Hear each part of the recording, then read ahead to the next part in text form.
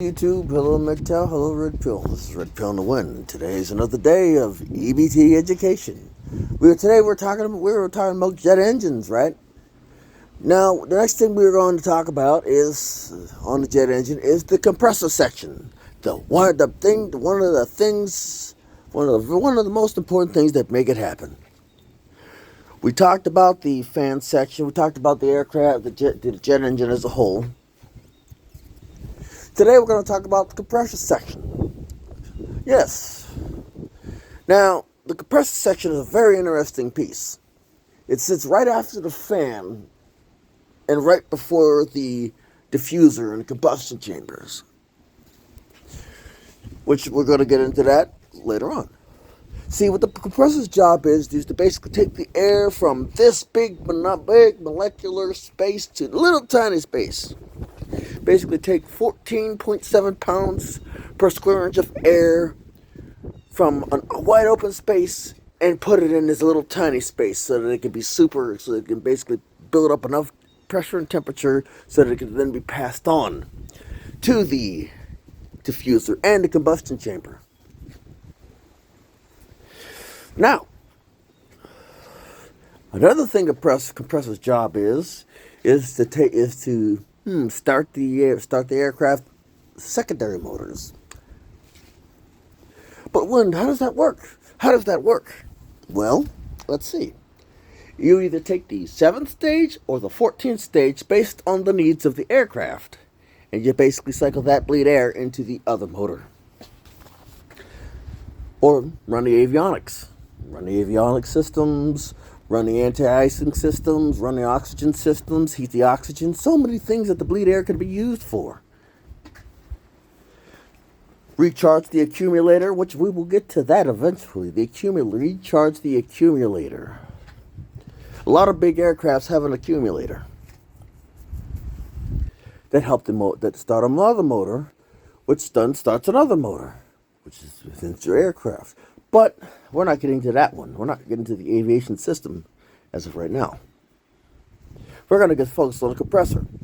Now, the compressor blades are interesting. See, they're smaller than the fan blades, much smaller than the fan blades, but they do a majority of the work. They have to withstand rotational force. They have to withstand heat. They also have to withstand air pressure. So many forces pulling upon it, because, well, it's a motor that's spinning at ridiculously large speeds. Now, it can be controlled via, it's the thing that's usually can be controlled by the throttle positioning valve, by the throttle positioning sensor, or the throttle positioning valve, throttle positioning or system, throttle positioning, whatever.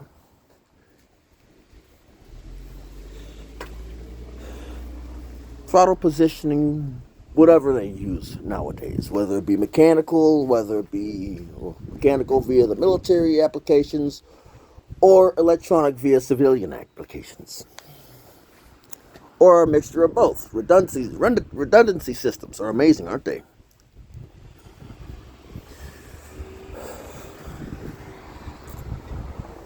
Redundancy systems are amazing. Military sometimes uses double redundancies. Means that somebody's coming back, whether it is to go home to their family or face charges. That's the thing.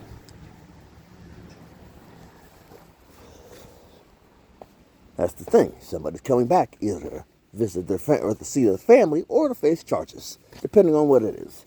Now, that we bring that portion up.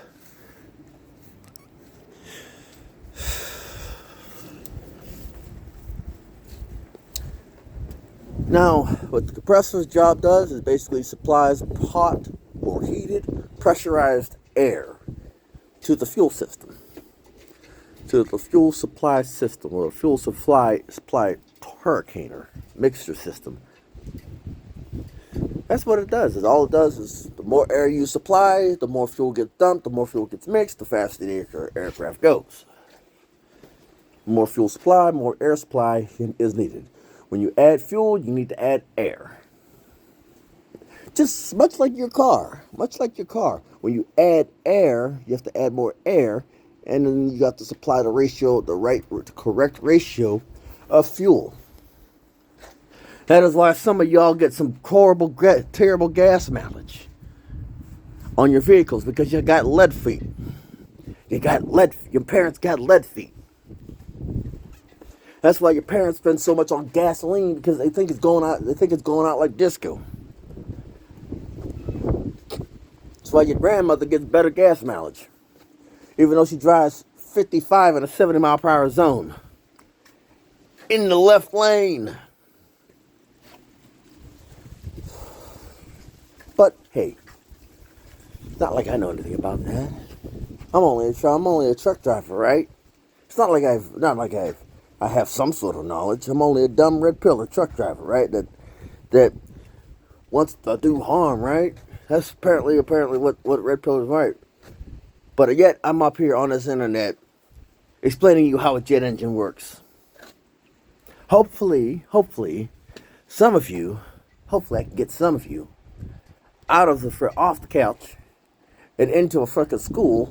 Well, it doesn't have to be aviation school. It could be welding school. It could be HVAC, which is similar to a jet engine.